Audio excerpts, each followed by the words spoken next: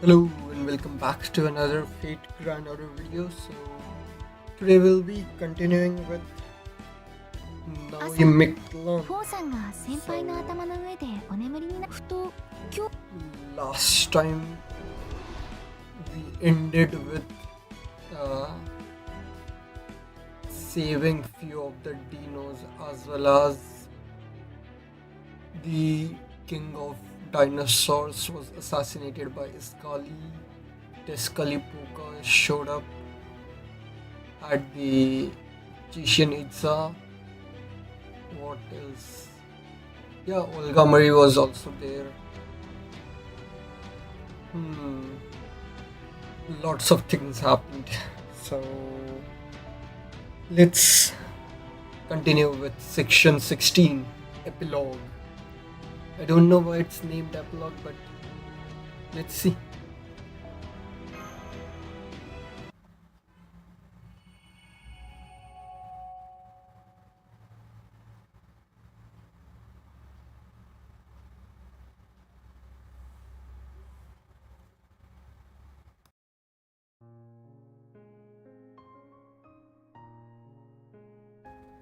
Everyone's at a loss of words.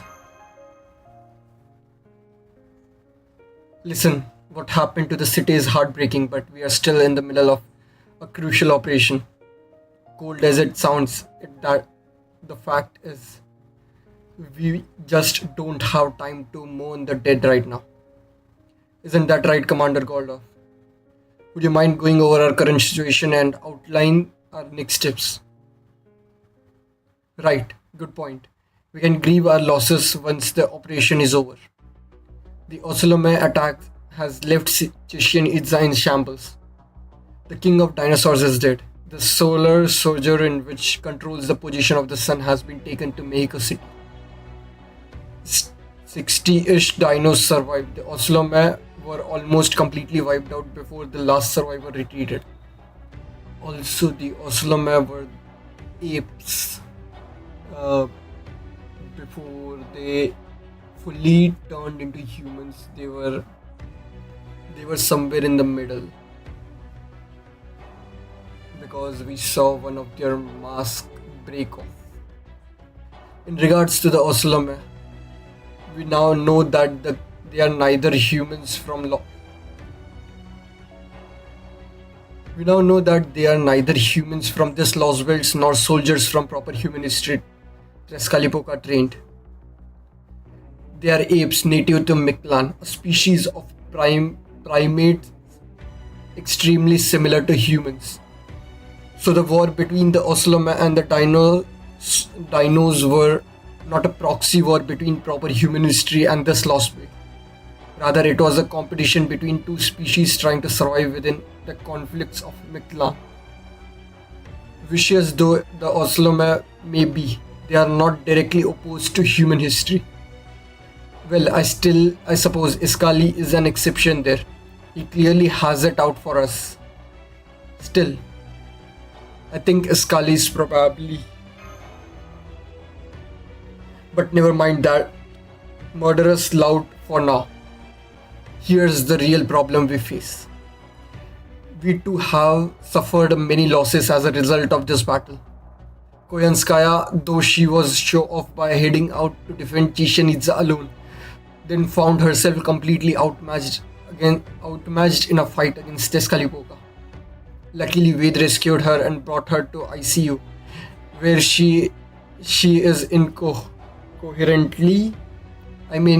currently licking her wounds. I think at that point I should have reminded you that I am supplying all my magical energy to all my own magical energy. If I had a master to help with that, things would have gone very differently. If she says so. Granted, there is no one in Caldia foolish enough to provide such a devious servant with magical energy. I trust you all agree. Good. Moving on. The Dinoceolus who went out to defend the border from the Ocelome are missing.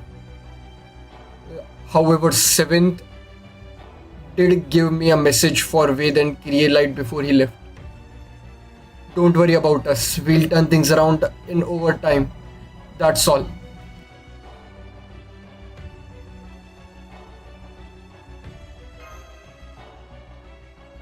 As for you, Olga Marie, who reaped during, who reappeared during Wade's battle with Tezcatlipoca. She has regained her memories and left Chichen Itza. We have been worried about this happening, and unfortunately, it seems the time has come. She may have been helpful so far, but I doubt we'll be able to count on that going forward. Up till now, our enemies here have been David and Tezcatlipoca. However, the foreign god remains the greatest threat to successfully carrying out our grand order. Is that clear? But she didn't attack us. But she was still the same Olga Marie we knew. I know her memories have returned, but if we can't just talk to her, get it through your head, regardless of how closely she resembles the Olga Marie you knew, it does not matter. Hell, she might even be Olga Marie Animosphere, but that doesn't change the fact that she is the foreign god. Did you fail to notice her spirit origin is on the scale of a star? Monster doesn't even begin to cover it. You understand that in a single second, the sun puts out more energy than the entirety of humanity has used in all of history, right? We can't risk her blowing up on us. She's too dangerous. Damn it, can you two worry about yourselves for change? That goes for you too, Kadok. I want you to keep close eye on Ved and Krielite. God is right.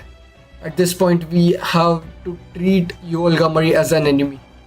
Unfortunately, she is not the only dangerous entity we need to worry about right now. Kukulkan is the representative of the extraterrestrial that made this Lostbelt, the archetype of Mictlan. Remember when Tezcatlipoca said she'd eventually turn on us? I think he's right. So far, we haven't demonstrated any hostility towards Mictlan or its people, nor made any attempts to attack. But that won't remain true. We need to cut down the tree of emptiness. At the same time, the Cryptor is trying to destroy Earth by waking up all. As far as Mictlan is concerned, that makes us both enemies. So from Kukulkan's perspective, anything not originally from Mictlan is an enemy. That is almost certainly a part of why she attacked the storm border on the surface. She did ally with us for the time, thanks to Ved having reached an understanding with the Dinos. But now that there is no more need to keep the Dinos safe, she will almost certainly try to eliminate us on behalf of Mictlan's collective will. Yeah, if I were on the side of Mictlan, I'd want to kill David and Tezcatlipoca first, then us. Still, I wonder if Kukulkan really is an agent of Mala. Some of what she's done lines up with their intentions, but it seems to me like she's also gone her own way at times. I see. Then we have no better start thinking of Kukulkan as enemy from here on. It's not all bad though. If we play our cards right, we can pit our enemies against each other and swoop in to claim the spoils in the aftermath. At any rate, that's the long and short of current situation. Now that we understand the situation, it's time to plan our next steps. With Mash, Kadok, I want you to get some rest over the next 2 hours. Go outside, get some fresh air, take a nap, whatever you feel like. We will meet back here in 2 hours' time. Do not be late. Okay, so we are probably moving to the 9th stratum in 2 hours. I should have known it would still be dark out. It would have been evening in Chichen Itza about now. Guess you two aren't the only ones who wanted to go outside. You two gonna do anything in particular? I want to check on the Dinos. Check on the dinos we know. Oh hey, are you done with with your talk? Wakchan, you're okay? Oh I don't suppose you know where the Dinochila brothers and Tepu are, do you? I haven't seen the bros, but Tepu said he was going back to his house for a while. The other dinos are gathered all at the Jokta shrine. Maybe you'll find the bros there. Thank you. Come on, Mash, let's head to the shrine.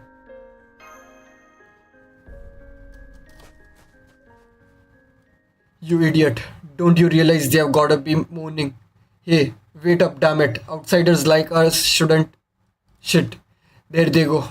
Well, guess I'll just have to take my lumps with them. Hold up, bro. You're coming with me. There is something I wanna ask you. Where did Olga go? In fact, what exactly is she to you guys anyway? I asked Tipu, but he wouldn't give me any detail. Is it something I'm not supposed to know? Alright, I'll tell you.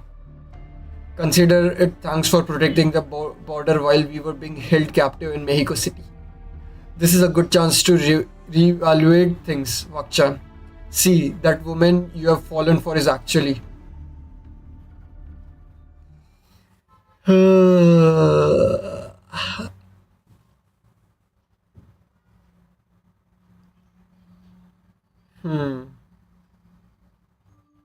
I didn't see any brothers anywhere. All of Chichen Itza remains dinos as gathered here, and it looks like they are discussing something. Oh, hello Ved and hello Mash. Have you come to tell us more stories of proper human history? This is wonderful. Please come to center. I do hope you'll finally tell us about the Latin America this time. I'm sorry, I don't think I could do a good job of it right now.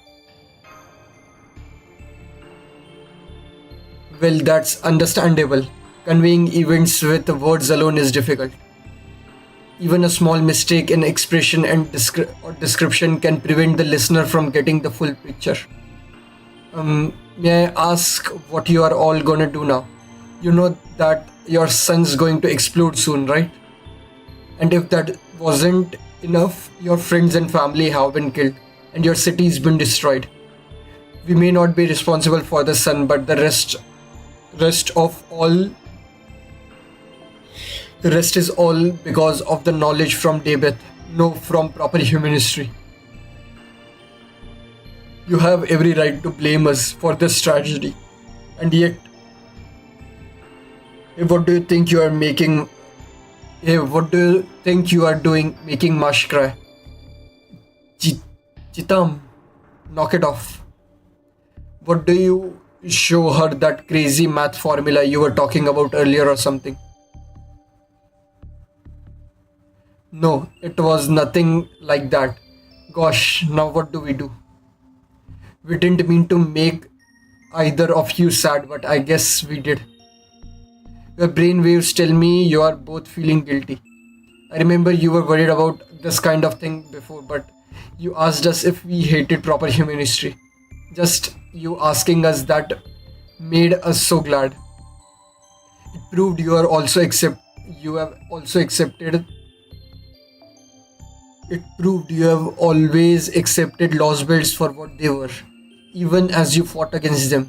It also proved you never forget them. Yeah, for sure, but it was also kind of painful to hear. I mean, you two are still holding on to those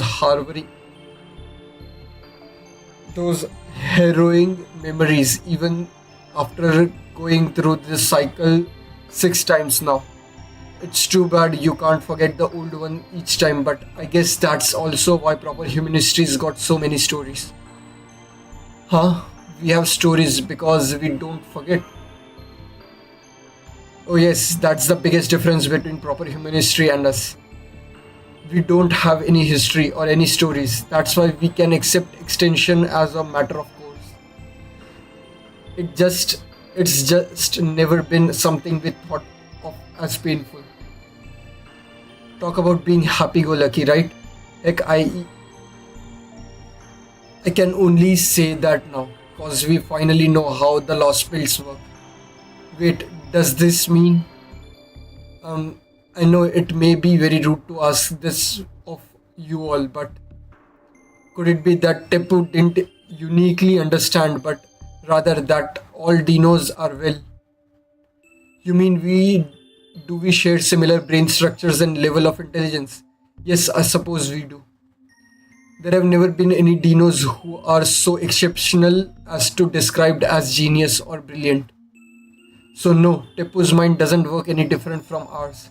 He just sees things differently thanks to his unusual eyesight. Once we heard your stories, every Dinos understood that Miklan is a lost belt, a place of cosmic fantasy. Even knowing that, we still love your stories though. Though admittedly, they do make us feel lonesome as well. Not me, I just had a great time hearing. I still wish I could have gone swimming in Atlantis. All the more reason for us to keep going for another generation. That's why there'll be a world of aquatic dinos. There is no way you could become a paleosaur, kukumo, kukumo. You are way too impatient to wait for evolution. Anyways, it's about time now.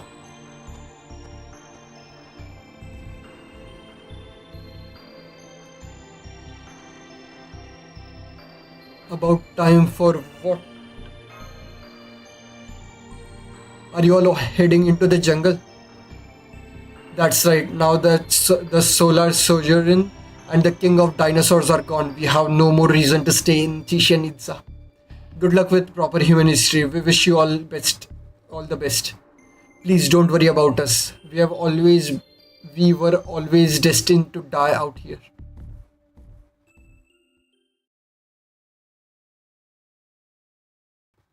The city was so full of life and now it's completely empty. Yes, and not only were they not despondent about their fates, they were actually kind enough to worry about us. They don't hate anyone, they don't resent their circumstances. They just share whatever happiness they have with as many as they can. It's wonderful, but for some reason it makes me really sad too. Even if there isn't any way to avoid extinction. I know the feeling. Hmm.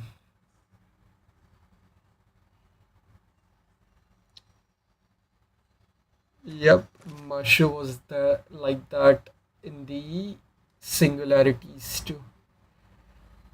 Okay, what is her deal? Are we going to learn about her? She's there from the start and we don't know anything. She has only spoken few words, if I remember correctly. And was it Lost Build 5 in Olympus, or was it something in between where she spoke? Also, the people of the Lost Belts can't see her, right?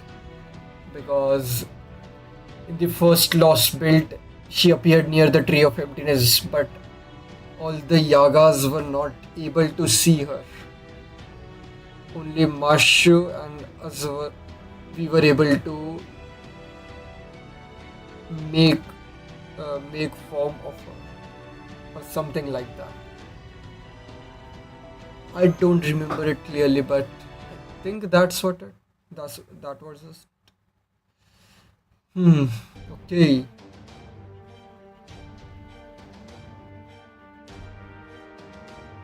Good. You are all right on time. Now let's begin at the briefing for our final mission in this South American Lost World. Nemo, Professor, Sion, how are the storm borders repair coming along? We have finished mindling everything except the onboard facilities on the engine room at the moment. At the moment, we are getting ready to restart the Triton engine. Yes, we are counting down the moments until we can begin repairing the armor plating's electromagnetic barrier that Kukulkan destroyed, and begin repairing our anti-spirit and anti-curse membrane coating. We should be back to combat readiness in about 10 hours.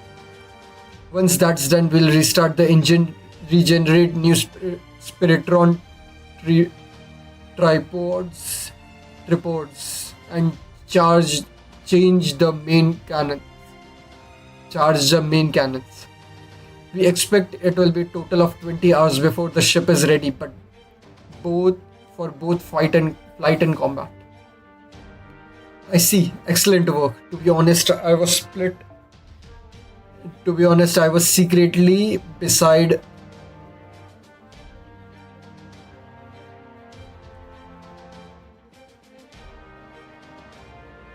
To be honest, I was secretly bested myself when when the border was nearly split in two, as I didn't see how we could possibly come back from damage like that. But you have actually succeeded in restoring the whole thing. Thank goodness for Miklan's abandoned resources. I've got a report to make too. The density of the toxic gas in the 8th stratum is falling rapidly. According to Trismegistus II, the 8th and 9th strata will have breathable atmosphere in about 10 hours, which means the time of the underworld's pilgrimage is finally upon us. The only catch is, like Nemo said, we still can't move the border yet. If we try to fly without barriers, will be easy prey for Kuklukan if she decides to finish the job she started when we arrived. Unfortunately, Davis is also David is also almost certainly preparing for his own underworld pilgrimage even as we speak. By the time we finish rebooting the border, we could will have reached the bottom strata and revived. He could.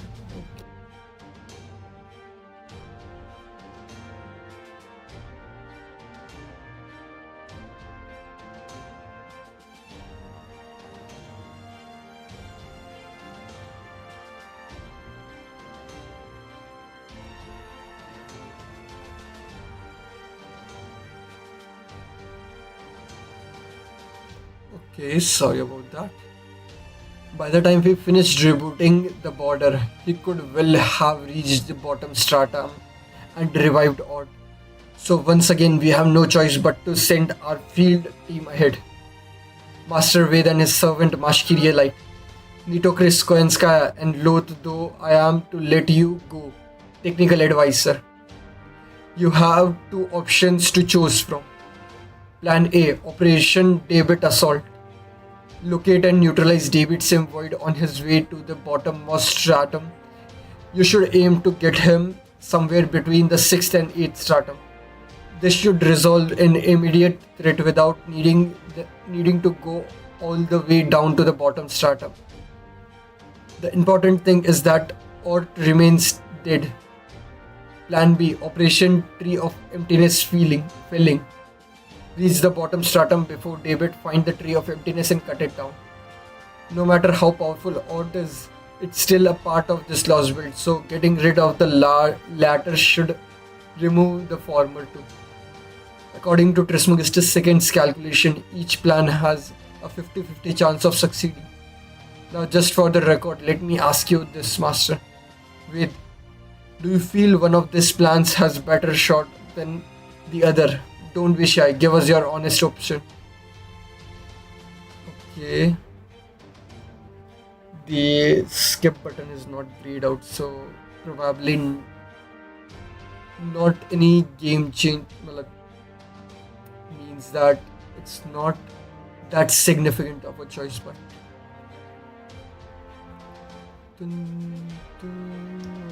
David's assault or Tree of Emptiness. David is directly going to Or, and if we go to the Tree of Emptiness, we have to go further than is Or. Do we know where the remains of Ort are currently at? I don't think we know that. So for the tree of emptiness, we have to go all the way to the ninth strata, cut that tree down, come back, defeat, uh, not defeat, it will probably be David will, David will probably try to stop us.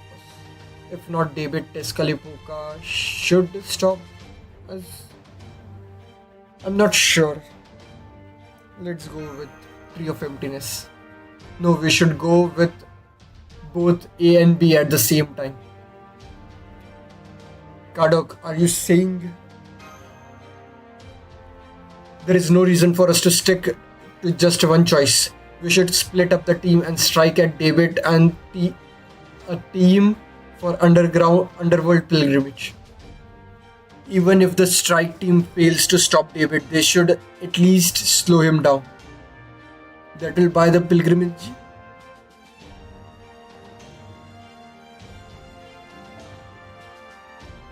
That will buy the pilgrimage team time to reach the bottom stratum, cut down the tree of emptiness, and destroy this Lostbelt. That gives us the best chance of success. I'll of course be on the David assault team. I'll need the shadow border, Coin Sky, and the best driver you have got. My plan is to go after David in the third underworld. If the driver has a healthy number of top tier magical circuits, so much the better. Oh, I may not have been able to finish the Paris Dakar rally, but I still have a good driving technique and off-road experience. And you are looking for a driver that surpasses me there, and also possibly who is there should be a is who is also possibly who also no, I think that's correct, and who also possesses top tier magical circuits. Where in the world are we going to find someone like that?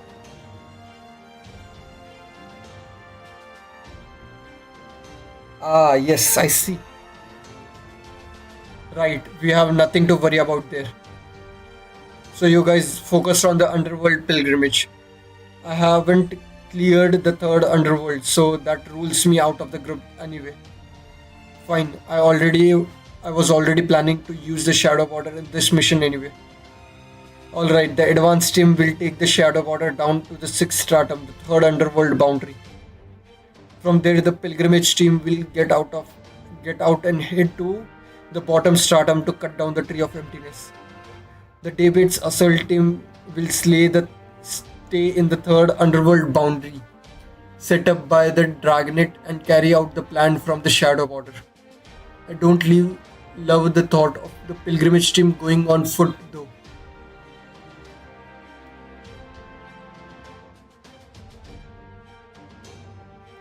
We'll need help from dinos who can act as their transport.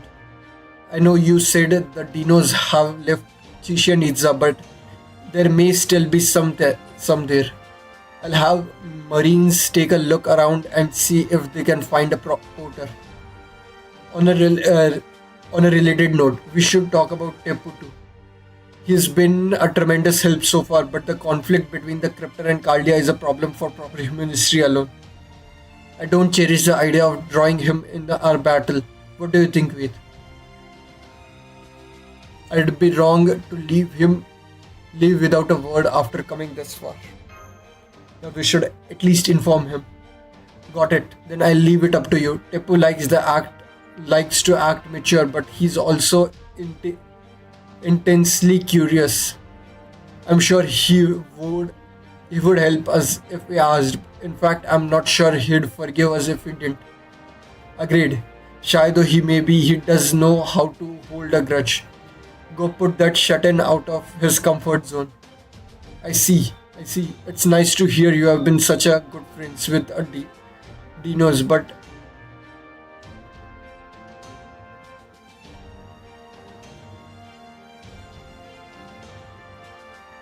I don't know how it happened, but by all means go ahead and talk to him. In the meantime, we'll continue our preparations.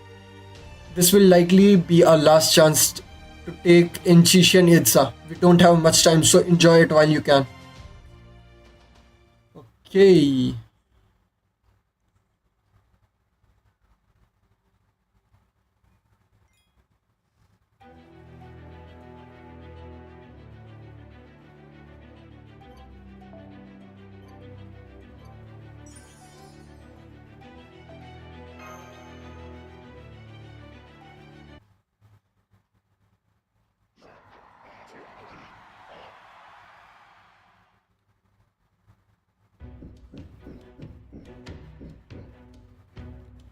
Sun, ours, sing, is.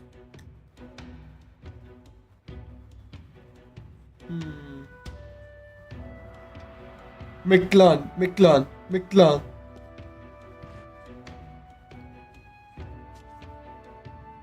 Oh, few shadowy pupils. It's alright, go ahead. I can report to Tezcatlipoca alone.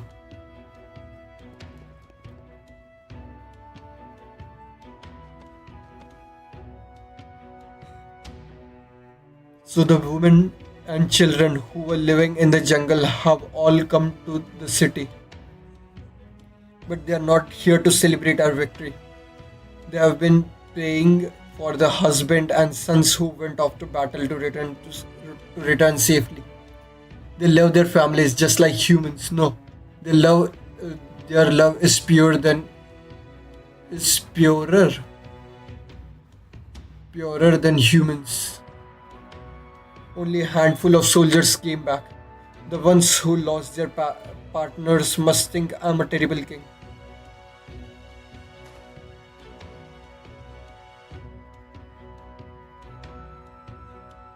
That Ocelotl's been training to join the Royal Guard for a half a year. It looks like he resents me for telling him he was too young and leaving him behind.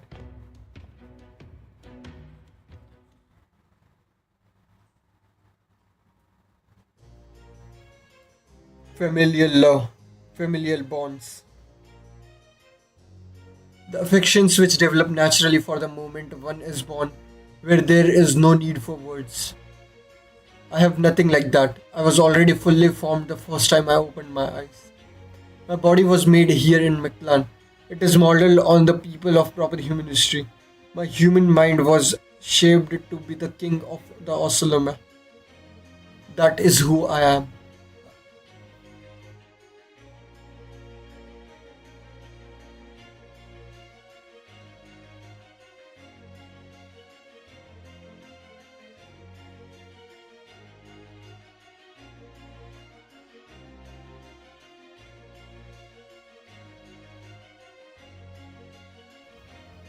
That is who I am. I have no family. There are no others like me. All I had were the impulses I wore on my sleeves. My disappointment in those who refused to obey me. The despair I indulged in those assigned to me.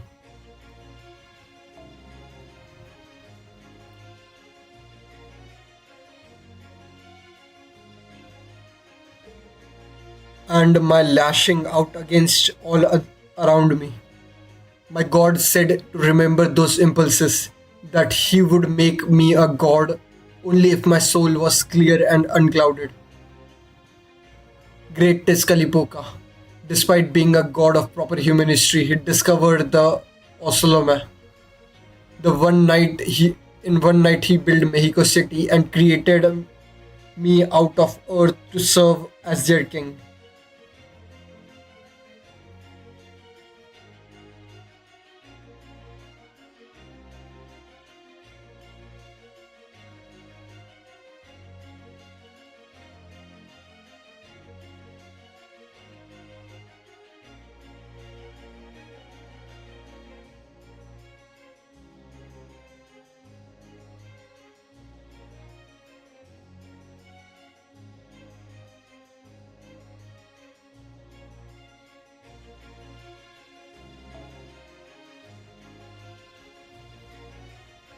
For 1 year, I would act as Tezcatlipoca, If I could prove myself worthy, I would become his incarnation.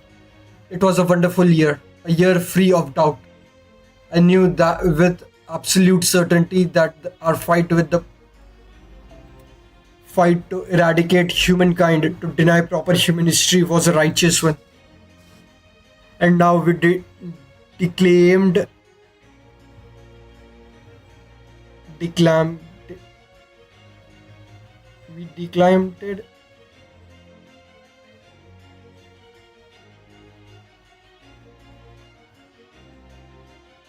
declaimed.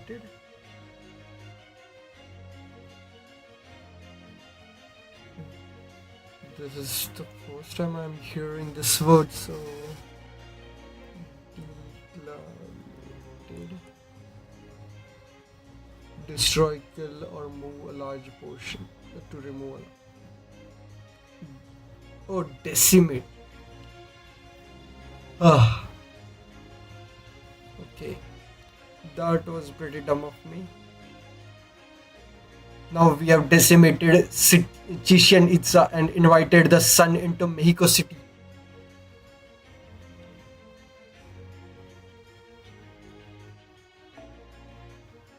Mictlan now belongs to them. Not that it matters to me. From now on, they will be.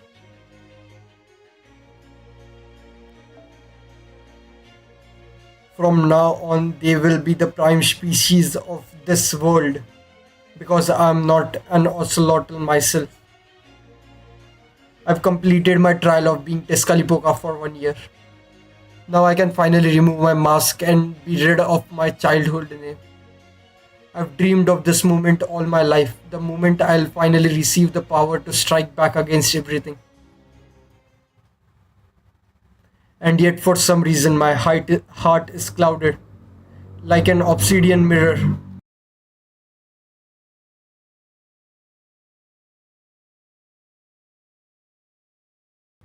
Sorry. And yet, for some reason, my heart is clouded, like an obsidian mirror too opaque to reflect anything.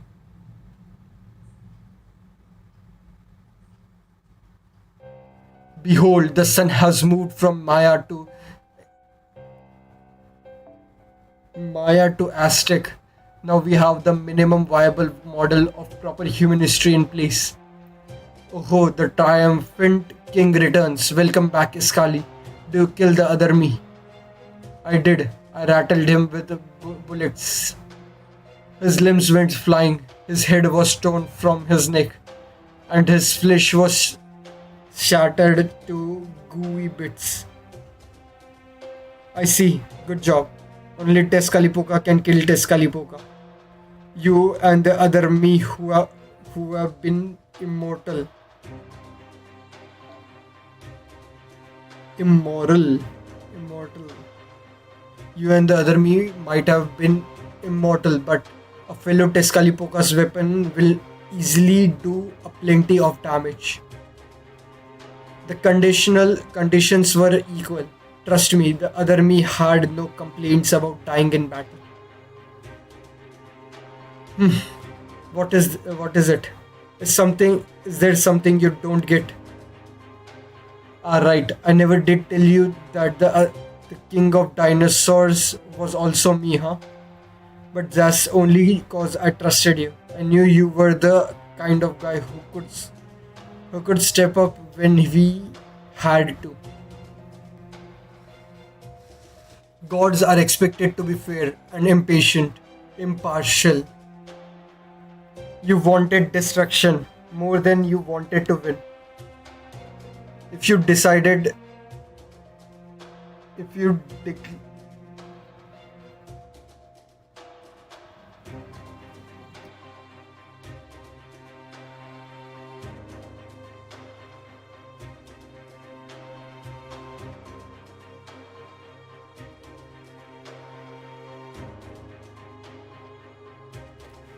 if you declare you don't need proper human history, then you have to let go of the Lostbelt.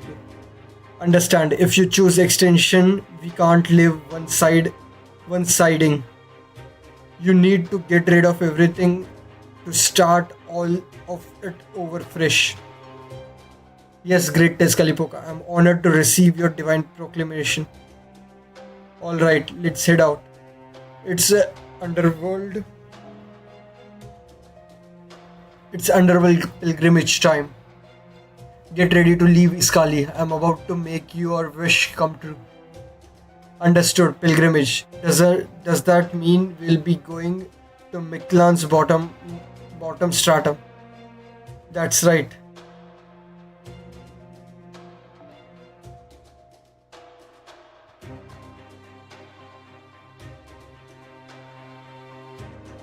Chichon Chikon Hua Yuan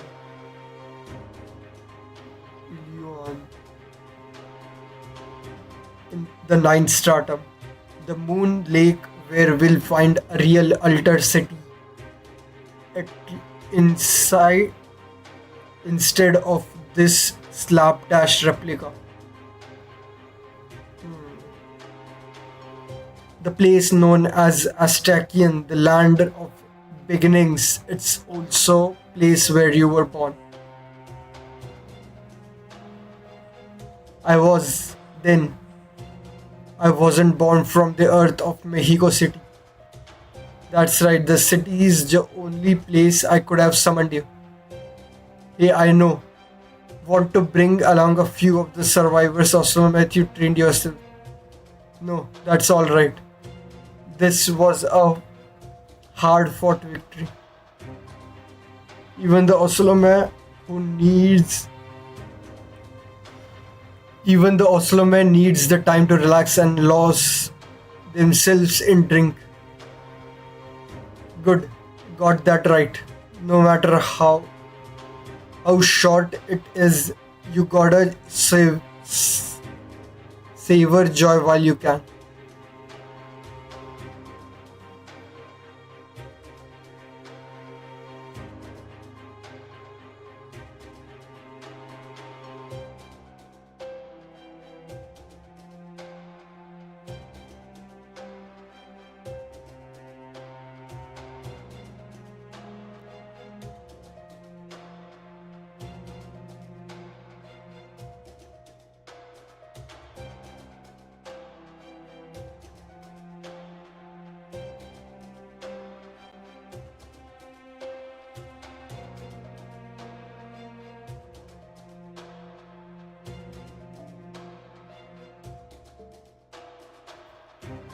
Okay, time for the finishing touches. David's waiting in the jungle.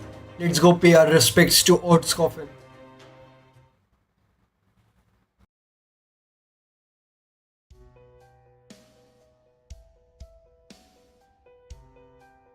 I never thought I would see a war in a land as peaceful as Miklan.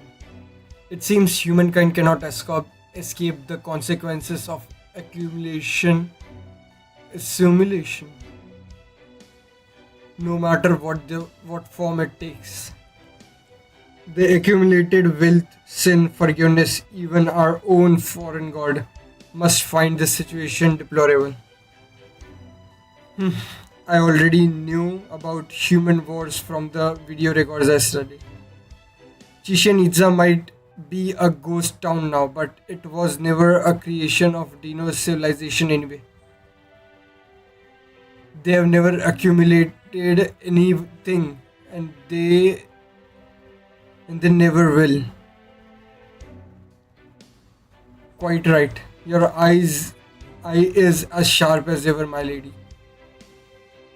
But that's not true for humankind of proper human history. Both the Cryptor and Carlia will try to reach the bottom stratum. The former will be hoping to revive Ort, while the latter will do so to ease the Lostbelt with Ort in. So what will you do, my lady? Just give me a sec, I'll be back.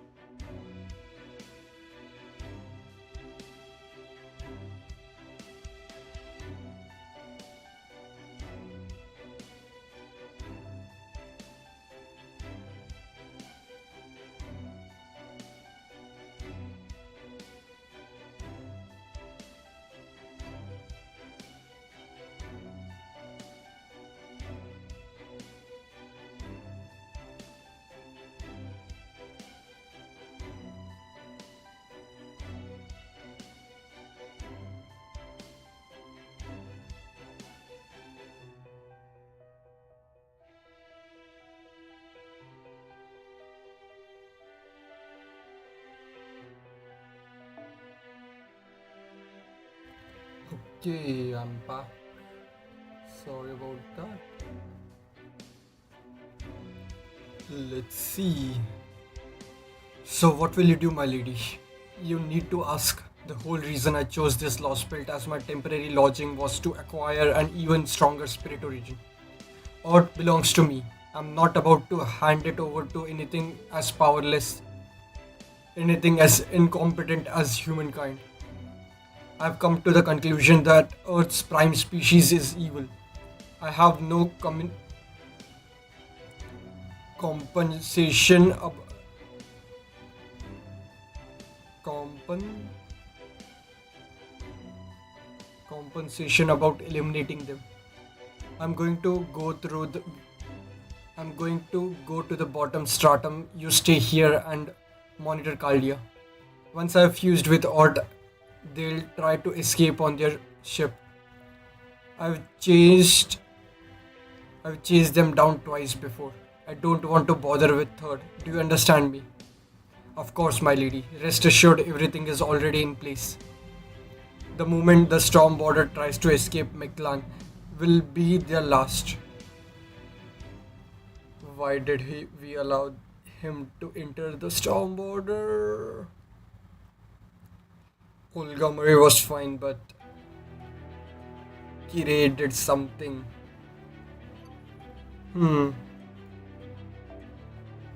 朝フォンさんが先輩の頭の上でお眠り慣れた頃ほど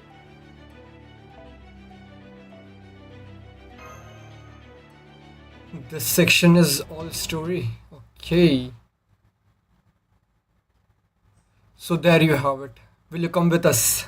It will be a dangerous journey, but would you show us the way? Yes, of course. I'm relieved you came to talk to me. Thank you, Wade. No, oh no, I should be thanking you. All the other dinos have left Chichen Itza, right? Whether the sun exploding is what destroys Mictlan or is it the casualty of Od's destruction of the whole world? The dinos will accept what happens without a fight.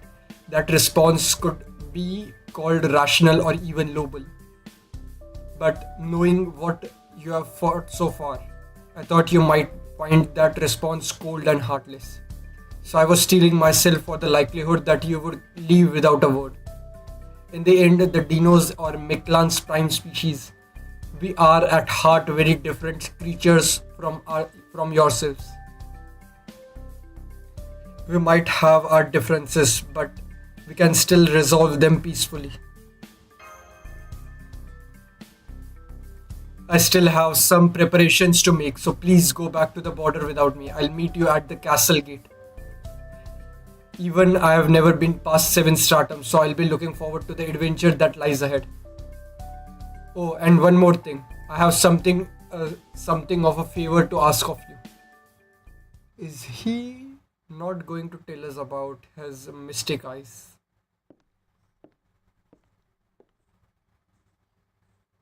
Everyone's really gone now, aren't they?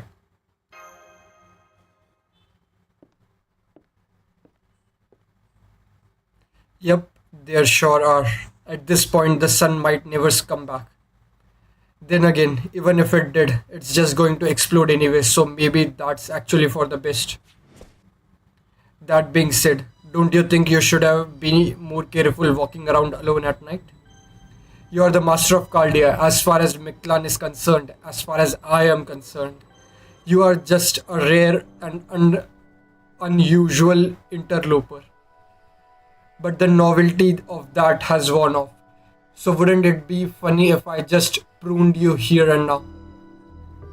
You're not very good at being a bad guy, are you?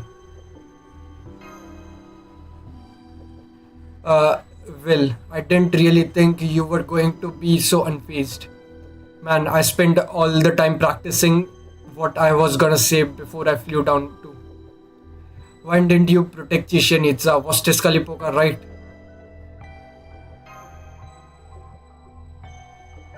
Oh, right. I guess he did say something about me not protecting the dinos, huh? Yup, he was dead on. The sun helps the world grow. Yes, but it also makes it burn. Thinking back, Did I do anything at all to protect the dinos, even when we were traveling together? That's right, I didn't. Even when Kamazot showed up, or the war we, or this war was taking place, I just kicked back in the sky and enjoyed the show. Did you really enjoy it? I did. You really are innocent one. Say something like that again and I will very literally squish you. Anyway, the sun's going to explode soon, so who cares how many of them die now? The cycle of extinction has come to Miklan just like it did in proper human history. There is no point in getting angry or sad about it, or refusing to face reality. Even if the dinos and Oslome all die out, eventually humans like you will still be born, right? Life will never die out completely as a matter of how bad the collapse proper human is. Life will never die out completely no matter how bad the collapse. Proper human history has proven that. So I was thinking, why don't you all just leave now that your ship's almost prepared? I mean, there is no point in you sticking around for Miklan's collapse, is there? Not until we visit the bottom stratum. We are not leaving yet. I see. Then I guess there is nothing more to be done. I am the arbiter of Miklan.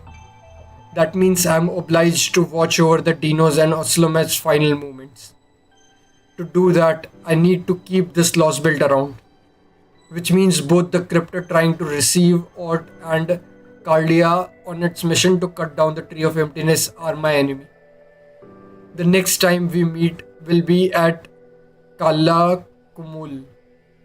That is where you and I will go our separate ways.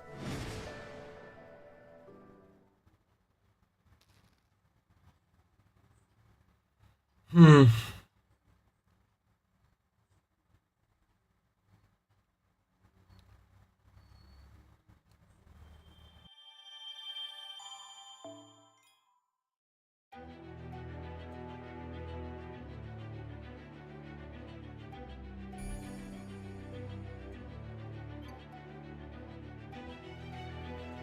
Okay, eighth stratum is it is now a bit visible what is happening. Is it a giant wall of mountains? Yep, looks like it.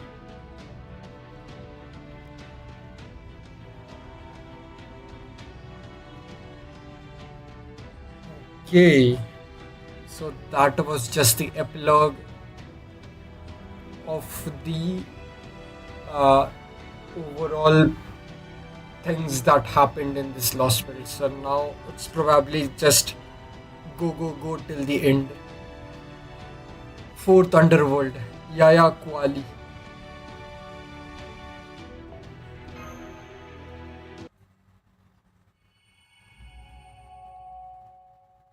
Section 17.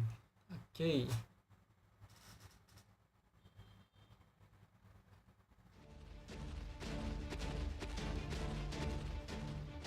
We have passed the Michizian Library Observatory in the 7th stratum. Mitzitlan Observatory in the 7th stratum, and we will soon be entering the 8th. It took us 6 hours to reach the 3rd underworld boundary in the 6th stratum. It took us 6 hours to reach the 3rd underworld boundary in the 6th stratum in the storm border. I understand what she's trying to say, but the sentence is a bit weird. We were going to have to walk the rest of the way, but the king of dinosaurs gave me a job to do, and I'm gonna see it done. It will be way faster if I carry you through the jungle, and you three weigh practically nothing. You are giving us a wonderfully steady ride, Vakshan. Even at a speed, we are not getting jostled at all. It's like your legs and torso are completely separate beings. When it comes to pure riding comfort, you even surpass the swings. Thank you, Akchan. You can thank me after we have made it to your destination. Even I'm scared of what's up ahead. It's very fortunate you were still in Chichen Itza, Akchan. I was concerned that Kaldia would lack transportation for the operation, but that's no longer a problem. On a related note, how are we doing back there, Da Vinci? I'm sorry I can't provide the same stability as Wakchan, but I can at least float and glide a little bit. Are you kidding? I'm having the time of my life. I didn't know your feathered arm could also work as wings. They are mainly to stabilize my posture, but yes, they do. If I use a spell, Professor thought me I might be able to fly like Duamzud. Damzud. Anyway, I know the seven of us with Mash, Nitocris, Da Vinci, Wakchan, myself, and Habitrot in her base state are making our way to the bottom stratum as quickly as we can go. But do you happen to have any questions about the 8th stratum, the final level of the underworld, before we arrive? Do you have any information about it, Temple? There are few legends passed down orally amongst Chichen Itza's priests. The 4th level of the underworld is known as Yaya Kuali, the Black Line. It's a range of underground mountains devoid of sunlight. It's said to cover by steep mountain ranges, that but those mountains are actually hollow, and there is another mountain range inside them. It's essentially a cavern which contains an underground mountain range entirely devoid of sunlight. It's also the terrible bat Kamazot's nest, so I suppose that makes him the 4th underworld's guardian. You're gonna fight the vampire bat. Oh man, if only Lady Kuklukan were here too. Wakchan, you know that Kuklukan could never fight Miklan's own Dinozens.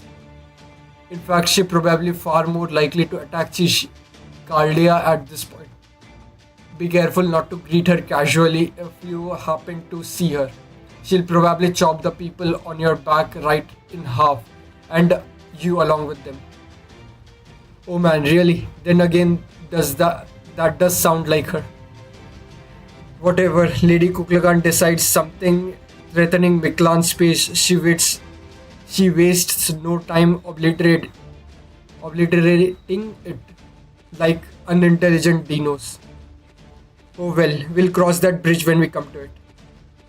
I can dodge one or two of her attacks, but after that it will be up to you guys to figure out what to do. But she's a god of all dinos, right? Can you fight her? There is no law that says we can't defy our gods. Besides, people and gods are both living creatures. All that matters is whether or not you can get along and whether or not our goals align. Lady Kuklakan wants to protect Miklan and you guys wants to save your world. I figure both of you are right, so I'm gonna help the side I can. Oh, but you'll also have to let me think about if Lady Kuklukan asks me to join her later. She won't ever do it though. The teachings of the sun's whole thing is letting us roam free rather than tying us down. I see, so Kuklukan's not dominant figure, flatter figure, but a watchful mother figure. I suppose I always knew this Lostbelt king would end up being our enemy. But it still sucks knowing how naturally big-headed she is. Big-hearted. Are you sure you don't mean big-muscled? We certainly need to watch out for Kuklukan, but we should also be wary of you, Olga Murray. There is a very good chance that she and Rasputin are moving to acquire Ort for their own ends as well. So our ultimate obstacle are Kuklukan and Foreign God. Yep, though Though now our most pressing concerns are whether Kadok's team succeed with their assault and our attempt to cross the fourth underworld border. We are going to focus on latter, so we'll counting on you to back up Kadok's team, Sion.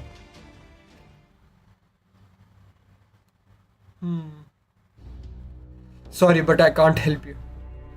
Firstly, you still haven't made it through the third underworld border, which would normally make it completely impossible for you to act freely. I'm only allowing you to do that here as a favor to Ved. Second, David the Cryptor has already made it through here, so I have no right to touch him. And third, I still have to find the Dumazad. There is no telling what he might get up to if left to his own devices. So you are saying we have to take down David all on our own and probably test Kalipoka too, since he's most likely be accompanying him.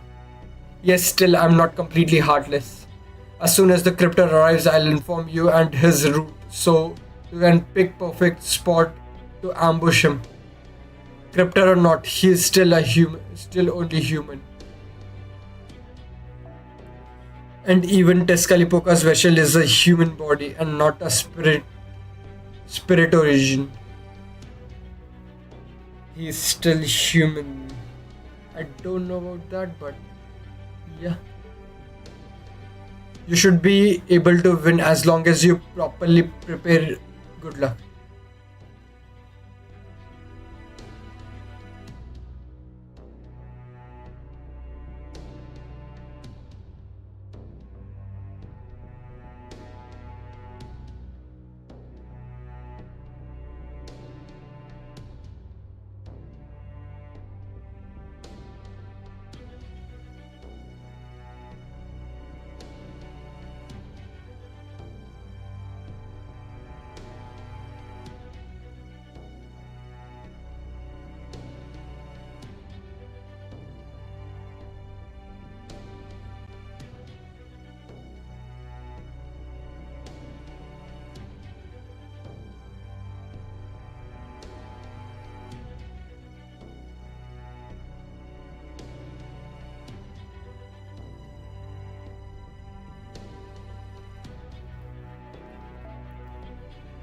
It's been an hour since then.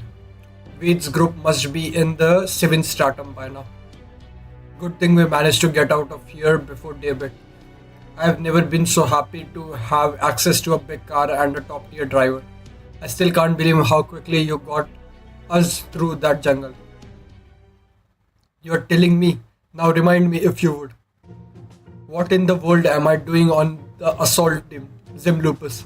Couldn't you have chosen Munir to drive you instead? Remember, Your Excellency, Lord Munir's wounds still aren't fully healed. If he were to start bleeding from his forehead while driving through the jungle, we would all be dead in no time. You are a racer, so you surely understand the dangers of getting sweat in your eyes while driving a dangerous course. Just had to go right to my pride, didn't you? Very well then. Who is gonna take the navigator's seat? Who can I trust to wipe the sweat from my brow?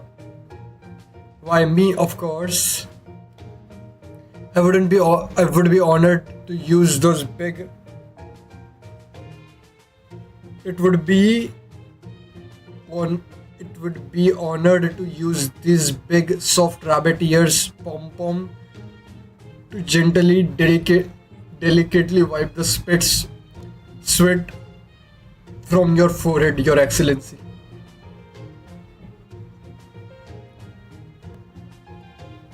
Can I contract you to be my exclusive navigator for the whole session? Damn, it's giving me chills just listening to her play him like a fiddle. I guess Gordov has yet to learn his lesson.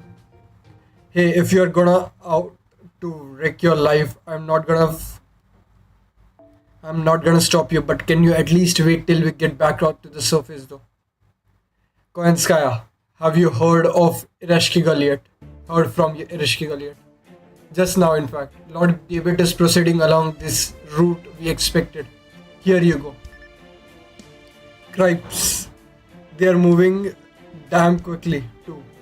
We'll never catch them here. Still, it would seem your time is finally up, David Simvoid. We are about 20 kilometers from our intercept point.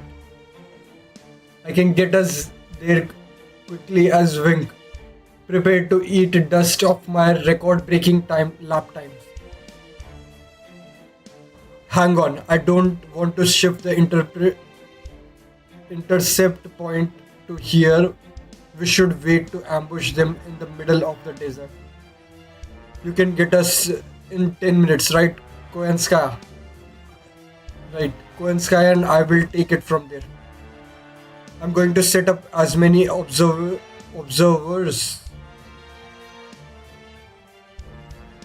I'm going to set up as many explosives and beast traps as possible. So I'll need your merchandise.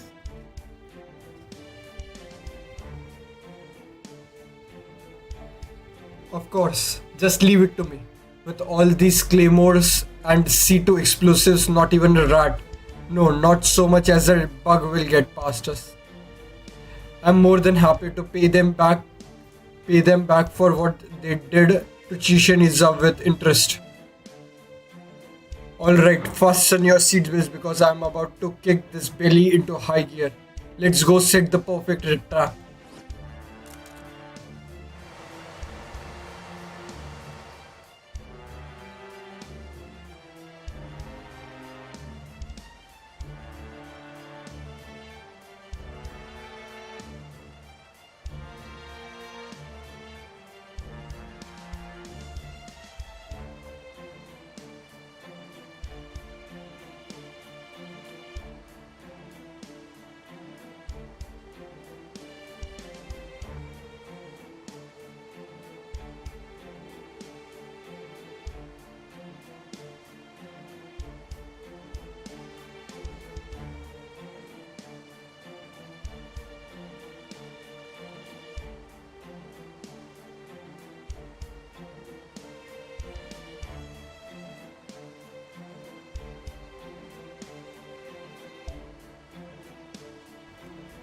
By the way, Kardak, I noticed you were researching something in the Stormborders library.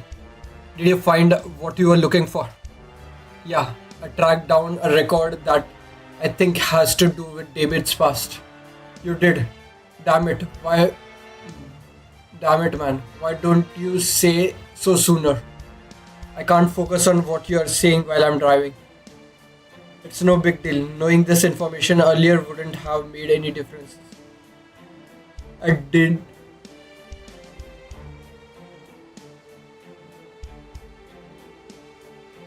I didn't mention it at the briefing cause I knew it would only get an and at best.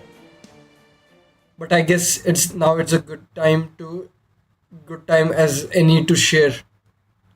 David Simvoid. If you ever wanted to know how he became the maverick of the cloud tower, today is your lucky day.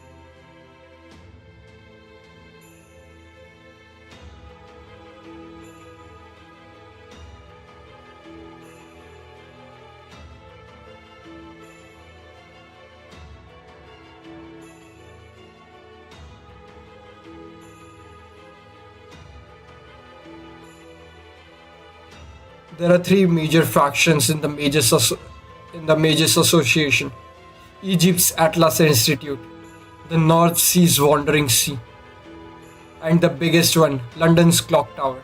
Hell, it's so big it's basically synonymous with the association. Anyway, the Clock Tower is divided into 13 departments: Mystic, Solonia, Evocation, Kishar, Chimera, Brisan, Yumia, Astronomy, value, value, valuely, valually, gigma, gigmarik, gigmari, mel, meluasata, meluesta, politics, and newer one established 200 years ago, Norwich. Chaldea was founded by the Lord of Astronomy, Ma- Marisbury Animosphere. We still don't know much about him. Naturally, that means most of Chaldea's mages are about 80% of them came from astronomy. The other 20% were scouted. Kristaria Team A's leader was obviously a young astronomy genius, but David was also said to be as brilliant as Kristaria. Come from the Brishasan department. Brishasan, the department which studies mythology and performs reconstructions. That they'd bet they have a lot of dealings with servants too. Hey, I didn't make. Don't make me laugh. It makes my mistake queer. Do you have something to say, director? I suppose to think the same thing at first. I used to think the same thing at first. Haha, I swear this is the whole problem with amateurs. Listen, servants are familiar with spirit bodies, which puts them under evocations jurisdiction. While the clock tower's dean, who also is the lord of who's also the lord of Bristasan, Brishan, categorized Brishan as a department which studies non-human creatures like angel and demons. Obviously, neither of those have anything to do with the mythology of heroes. Oh my, if your mustache queering bothers you so much, perhaps I should shave it off. Wait, shouldn't researching angels and demons also involve servants, which since they are also mythological phenomenons? For example, the divine spirit that served as my own point of reference came from the Kujitsuki. You are mistaken, Kwenska. Solonia evaluate.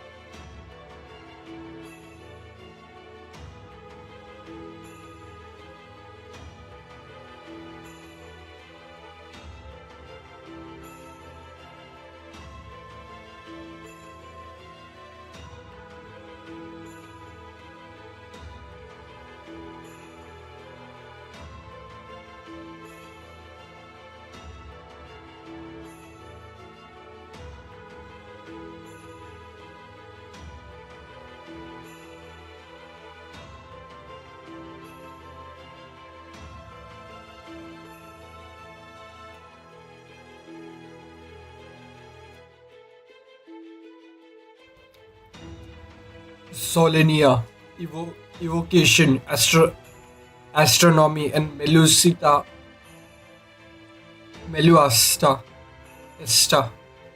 all deal with mythologies from all around the world too. They are considered part of shared law and disciplines that humanity has built up over the course of history. So, for mages, the angels and demons that show up in various mythologies are just normal part of life.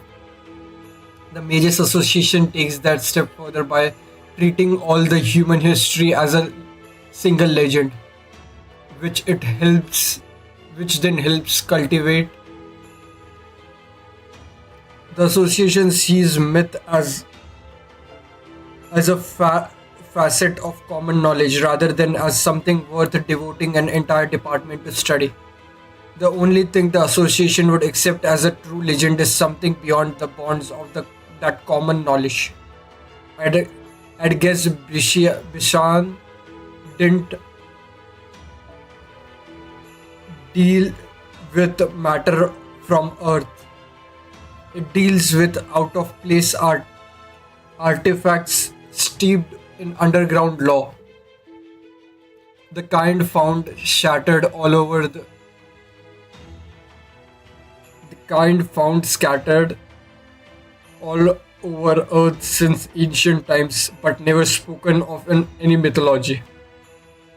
Even in Magecraft world, where angels and demons are just fact of life, there are some that are considered taboo because they are threats to all of humanity. The Brishan's job to discover. It's Brishan's job to discover, study, and store these kinds of threats. The other department contribute to humankind in different ways, but Brishan's is focused on keeping inhuman things away from us. Part of that is because of Lord Brishan is also the Dean of the Clock Tower. No mage born in AD era would know who knows anything about modern civilization could handle it. Indeed, the Death has a select group of elites that report directly to him. Well, I say elite, but in truth, they are anything but. Any who join can never move up. Their title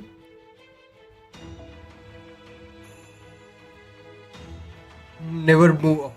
They are little more than slaves who spend their lives working to understand extraterrestrial threats. Suffice to say, it's not easy to quit the department, which is why we can assume Animosphere recruited David directly, which is another Lord negotiating personality. I'm sure even the Death couldn't have denied the request. Actually, Animosphere had nothing to do with it. They made it sound like he had been banished, but the truth is he left voluntarily. I'm sure Director Marisbury did personally invite him, but it was ultimately his choice to leave Brishan and join Caldia. I see. So he essentially sold himself to Caldia. Assume you went back over this research before he left Brishan then. They were in the database, right? Yeah, all 8 he spent in Brishan. The people, but there is not a single record of him before that. There is no mention of him in Brishan's or astronomy. Wherever a new student enrolls in the clock tower, there is always an entry made for them in Mistyle's database, but there wasn't anything on him in that one either. All we know is that David was a genius who suddenly showed up at the clock tower. Then he was 10 years old. I might be celebrating. I might have been able to find out more if policy's database had been shared with the border. That would never ever happen. Policies are also the clock tower's internal investigation agency. Giving outsiders such sensitive information could lead to all the clock tower scandal becoming public knowledge.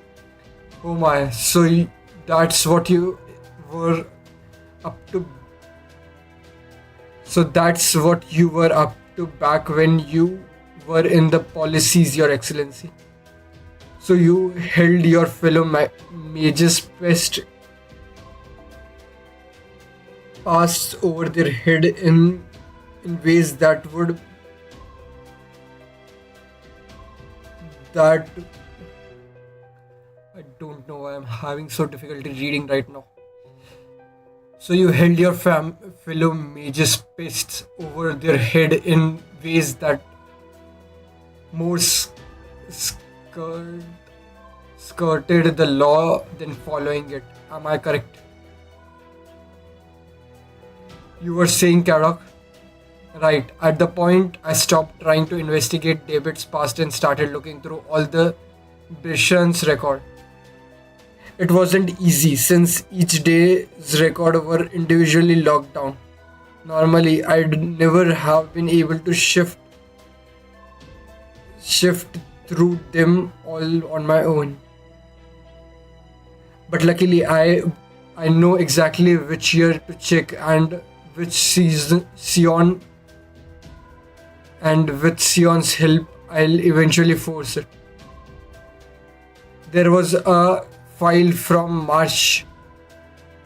July 2006 that was just titled Records 5 minutes. Unfortunately, I wasn't able to decrypt this file's content. According to its according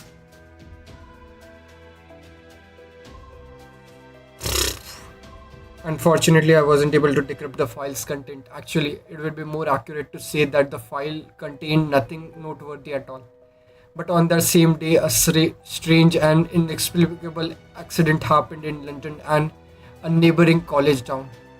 That day, every single spill in London suddenly stopped working. Of course, pretty much everyone noticed the abnormality, so it wasn't long before it was fixed. A mage figured they have made a mistake in their spells and decided it wasn't worth reporting. As a result, the incident that was never made public, and then nobody at the institute was ever held responsible. I'm quite sure I would have recognized this as a major incident if I had been there at the time. Since so many people never knew about it, does that mean it happened in the dead of night or something? Since so many people never knew about it, does that mean it happened in the dead of night or something? Your Excellency, do kindly shut up. So this record 5 minutes file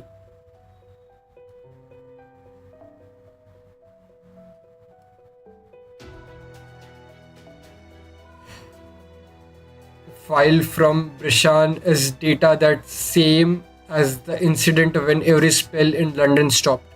That's right. What happened was an angel's relic was exposed in a prep room for one of Brishan's faculty. In real world, it was only exposed for zero point 0.2 seconds, but that was true to all be enough to shut down all of Clock Tower's spell. There is no record of who that room belonged to anywhere. It's gone from every document. It's gone from every document and from the minds of every people who could have known. So there is just no way to look it up. My guess is that the only ones who might still remember is the dean. At any rate, whoever caused such incredible damage to every mage in the clock tower, or even only for a moment, became quite literally non-existent. However, records of that incident state that there was a single survival in the prep room. Given the situation, he was almost certainly that teacher's son. He was 10 years old at the time, but he soon went missing as well. A few months later, on the dean's personal recommendation, a boy genius with no prior record suddenly showed up in Brishan. As you can probably guess, this was As you guys, as you can probably guess, that was David Simvoid. The record didn't list his actual age, but physically they said he looked to be about 10 years old. So my take is this: the boy who lost his father to the angel relic must be David. I see. So as a boy he lost his father and proof of his lineage. Although this angel relic isn't isn't it one of those dangerous artifacts that can drive you mad just by looking at it? According to one popular theory, those artifacts vaporize your brain before transmitting a signal to the beings that dropped from Earth. So that would mean that ever since then, David Simvoid has been. I see, so now I understand. David Simvoid was omitted because his way of thinking and living never belonged with humanity in the first place. Those were some of the last words Kristaria wrote about him, right? So if he is not part of humankind, he must be one of the foreign gods subordinate bent on taking over Earth. Sorry, but that's all the time I have to talk. We have reached the intercept point. Cut the shadow borders engine and set it to camouflage mode over by those sand dunes. Let's go, Koenskaya. I need to set enough land minus across a 500-meter radius to make this place a hell on earth.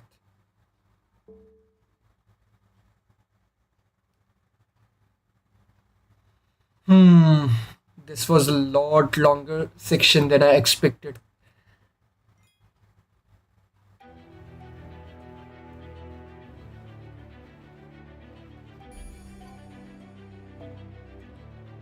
Okay, I'll be stopping here. So